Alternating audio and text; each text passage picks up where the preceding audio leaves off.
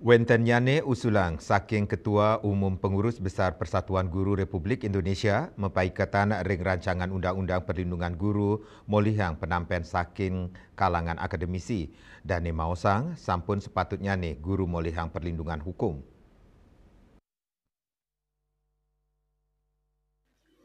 Usulan inucap kedasarin antuk hanan kaon indik kekerasan miwah kriminalisme sanini benin para guru. Akademisi Gusti Bagus Artanegara nguningayang cumpu pisan antuk usulan inucap. Danin latarang pungkuran puniki ake wenten piambeng sanini benin para guru. Wenten guru sanek laporang rikala guru inucap ngemargiang amongan miwah kangken ngemargiang kekerasan.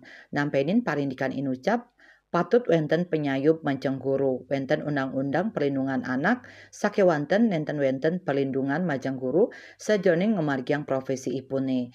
Majang guru taler kaaptiang, mangda uning ring ilmu hukum, mangda presida becik ngemargiang amongan wiadin tugas. Undang-undang yang mengatur untuk perlindungan guru, sebab di satu sisi ada undang-undang tentang perlindungan terhadap anak, sehingga kan sering titik tolaknya adalah perlindungan anak, dianggap ada kekerasan terhadap anak. Tapi perlindungan untuk guru yang melakukan tugasnya itu yang belum ada, karena itu sangat penting.